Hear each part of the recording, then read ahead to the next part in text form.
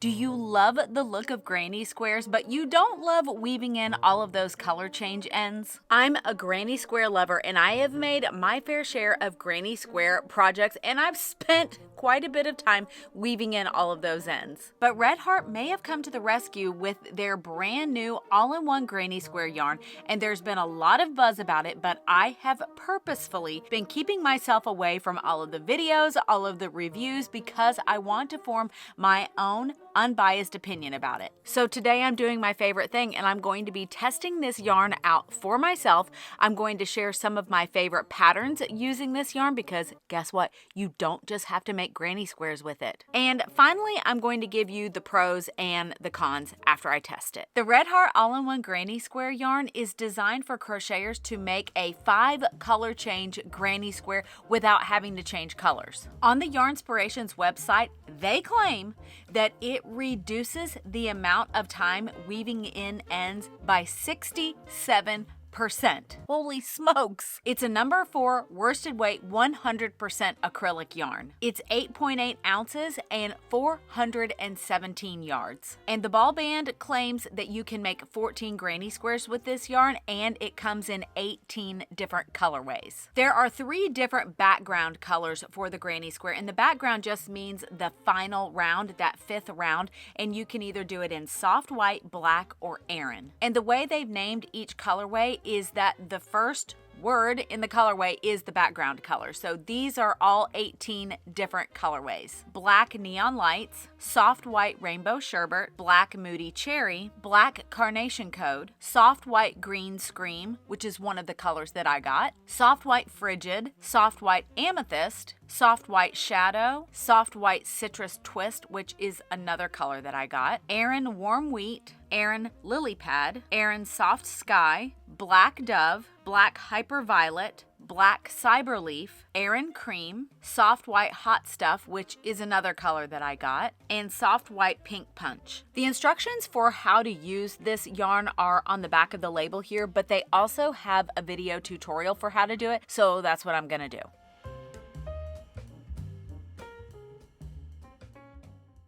I love doing crochet related experiments, but that does mean that I've ended up with a lot of yarn in my craft room. I'm finding it necessary to clean up more in here because it gets dusty. I recently switched to Blueland cleaning products that are free of phosphates, chlorine, bleach, parabens, and a lot of other things that I don't want to be breathing in. I spend a lot of time down here in my craft room, and I want it to be clean, but I also want it to be a healthy space for me to be in. I'm obsessed with their toilet bowl cleaner, and I recently got their laundry tabs as well, and I wish there was smell-o-vision. The other thing that I love about Blueland is that they don't use any single-use plastics in any of their products, packaging, or shipping. Plus, the packaging is fully compostable. I also love how easy it is to use. I have the Clean Essential Starter Kit, which comes with 3 different bottles and cleaning for your bathroom, for general cleaning, and windows. All you do is fill the bottle with water and drop in the tablet. I love how clean and fresh my craft room feels without all of the harsh chemicals. And if you're interested in getting Blueland for your cleaning needs, just click the link in the description box to get 15% off your first kit. Blueland is sharing this offer just for my viewers. Thank you so much to Blueland for sponsoring today's video. One thing to note is that you do need to learn how to use this yarn. This isn't the kind of yarn that you just grab your hook and start. For one thing, you need to pull from the center. That is essential. Next is you need to leave a 4-inch tail, so you're going to need to measure that. Another thing to note is that it's going to most likely be a time of trial and error to figure out which crochet hook size for your personal tension that is going to result in the color change happening at the exact right spot. So when you're making granny squares, traditionally you just change colors for every round, but this yarn is a striped yarn, so you need to change colors at the exact right spot. So that's why using a different crochet hook size and adjusting your personal tension may be something that you need to do. I find that changing my personal tension is almost impossible. So I'm going to go up in crochet hook size because I know that I am a naturally very tight crocheter. It's probably from all of my years of crocheting toys, but regardless, I know that I need to go up. So the recommended crochet hook size is a 5.5, and there's no way that if I do a 5.5 that I'm gonna end up with the color change happening at the right spot. So I'm gonna start with a 6.5, and I may actually even need to go up from there. I've got my 6.5 millimeter crochet hook and I'm gonna try it. I'm excited.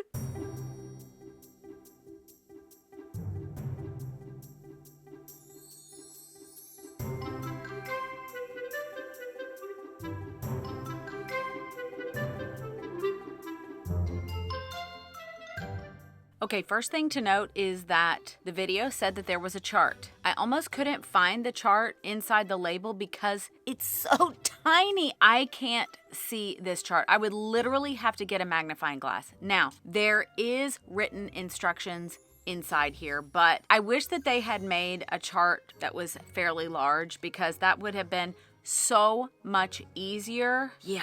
I don't love reading directions for granny squares. It's so much easier to look at the chart, but that's what we're gonna have to do. Ooh, oh my gosh, that's amazing. Okay, this is actually pretty cool. I had to stop and show you. The color change is happening at the right spot. So, okay, for this first round, I nailed using the 6.5 millimeter crochet hook. So I'm just gonna go ahead, move on to the next round and see if this color change continues to happen this way. You wanna learn how to make granny squares, Pickle?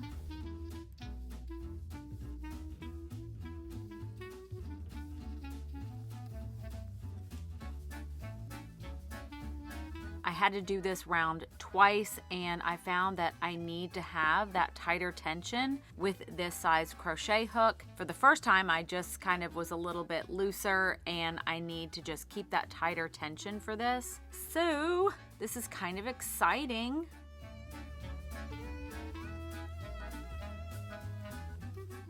Another color change did not go right for round 3. I ended up being a little bit too tight, and so the color change isn't until here. So I gotta take this one out and restart it.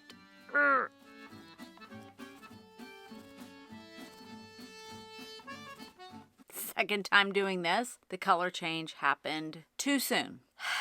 So my dilemma is to restart the entire round a teeny tiny bit tighter or just redo this side a little bit tighter. But if I do this side a little bit tighter, it might, I don't know. This is a little bit frustrating, to be honest. I don't know if this is just going to take some trial and error to get the right tension, or if an entire project is going to take trying it over and over and over again, because mama ain't got time for that. So I've decided I'm just gonna do the one side and see how that works.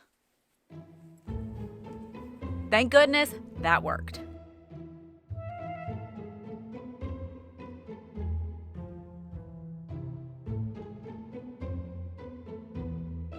The color change happened 1 stitch too soon, so I'm going to just redo this one side and just tighten up just a smidge. I redid this entire side, and this time I got to that second stitch in the granny cluster right there before the color change happened. So basically that means I'm gonna need to redo the entire green round because it's just slightly off.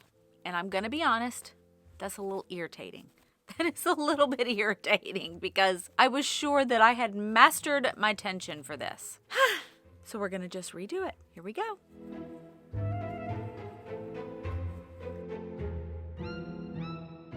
So this time I was a little too tight and the color change doesn't happen until here.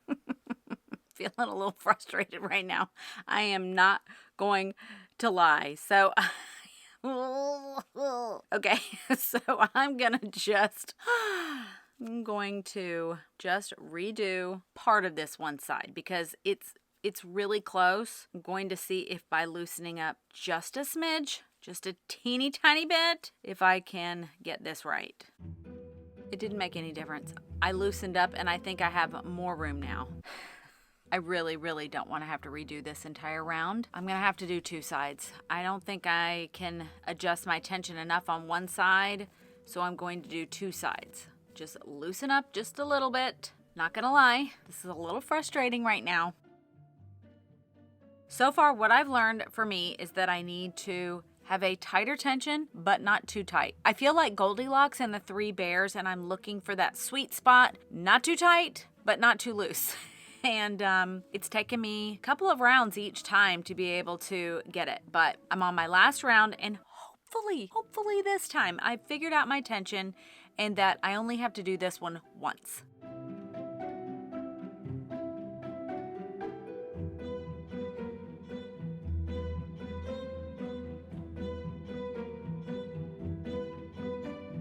Too loose. I've got 2 double crochet to do right here in the corner, and I'm already at my color change.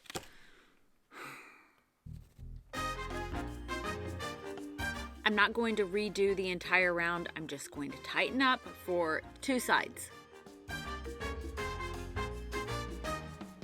I thought I was good. I thought I had nailed it, and then I remembered we're not doing another color change. So I've already got this blue, so I'm going to go back just a little bit. I only need to tighten up just a tiny little bit so that we end on the white, not that dark blue, which is for the next granny square. Oh man, I did it again. Nope, I gotta redo this whole side. So my tension is still off for this round. I made it a little bit too tight, but what doesn't matter at this point is that this square now ends at the white. I don't need to worry because I'm not trying to get to this next dark blue. So I'm done, and I've got a lot to share with you about what I think, but first I'm going to share some of my favorite projects with this yarn, and not all of them are granny squares. On the Yarnspirations website, they currently have 33 different free patterns featuring the all-in-one granny square yarn. You'll find shorts, cardigans, and blankets, just to name a few of the different categories. But there are 2 that are my favorite. The first is the Great Granny Dog Sweater, and I love this one so much. And if my dog Jersey Boy was still alive, I would be making one of these for him because he used to have a little yellow raincoat, and he knew that he looked handsome in it. He knew that he looked so good in it, and I had a matching rain jacket with him, and we would go for walks in the rain, and we were so cute together. And I just know that he would have been so proud to wear a little granny square vest. He would have been so cute in it. The next is the Best in Dress Shift Dress. Try saying that 3 times fast. This one is amazing, and I don't think that I would wear something like this just sitting around my house, but if I had like a super fun party to go to, or even I needed a Halloween costume, I could see this one being so much fun to make and to wear. But as I was looking around for different projects to make with this yarn, I stumbled across an Instagram account called Magic Changeling. She shares 8 different granny square types that you can make with this yarn, and I thought this was amazing. She's got your traditional granny square, but she's got a granny square with no holes, a corner granny square or a mitered granny square, a starburst granny square, what she calls an eyeball granny square, which I think that's so fun, a granny hexagon, a granny flower hexagon, and a granny triangle. And she shares how to make all of those on her Instagram account, and that's what I think is really interesting about this yarn, is that you don't just have to make a traditional granny square. Another great project is from Repeat Crafter Me, and it's her fingerless mitts using the all-in-one granny square yarn. And I think these could be great for Christmas gifts or if you were doing a market. And one of my favorite projects is the Market Day cardigan from Moogly. One reason I love this one is that she used the Aran Cream colorway, and it's those beautiful neutrals, and this is something that I would most definitely wear. It's also a free pattern, and there's a video tutorial. But you don't just have to make granny squares with this yarn. That's what's so interesting about it. And one of my favorite projects is the Lively Blanket. This one was designed by Susan Kennedy, who is the author of Crochet Southwest. Not only does she have the free blanket pattern, but she also has a hat pattern to go with it. And what's interesting about this yarn is that the color changes come at different intervals. So one section is longer than the other, so it makes it a little more visually interesting. She recreated her Wind River blanket with the all-in-one granny square yarn, and those different color interval changes looks so amazing. She has a full video tutorial for how to do it. This is a project that I would love to do. But now let's talk about the pros and cons of this yarn, because I have a lot of really strong opinions about it. There are some definite pros about this yarn, and let me start with first, the colors. I absolutely love the colors that they chose. I think my granny square turned out so pretty. This is a gorgeous colorway, and I love that Red Heart has taken out the guessing for you so that the colors all look amazing together. And this might not be something that I would naturally gravitate towards, this color combination, but I think it looks amazing. The other thing is that the yarn actually feels really good in my hands. I liked working with it. It felt really good.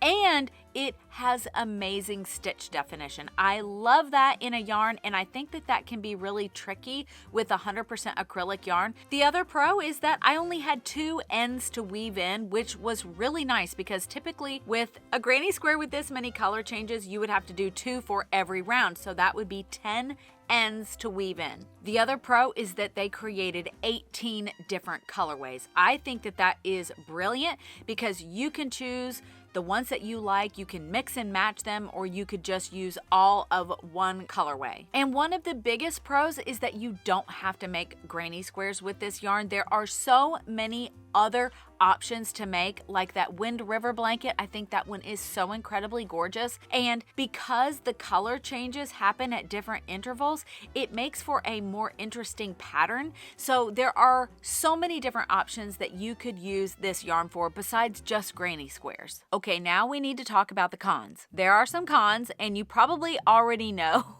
what they are because I shared me making this square right here. It can take time to figure out what crochet hook size and what tension you need for making this granny square and making sure that those color changes happen in the exact right spot. For me, I got lucky the very first round that it worked automatically, and I got super hopeful that, ooh, this is just gonna work every single time, and it definitely did not. Having to frog an entire round to redo it was pretty frustrating to me, and even by the time I got to the white round, I just did not get it perfectly right, and I had to continually frog back either one side or even 2 sides just to get the color change at the exact right spot. And I found myself as I was crocheting each round feeling a little bit anxious that, do I need to tighten up? Do I need to loosen up? What do I need to do to be able to get the exact right spot for the color change? It made making the granny square not as enjoyable as I hoped it would be. Because we are humans, I think that it would be very difficult to keep that same tension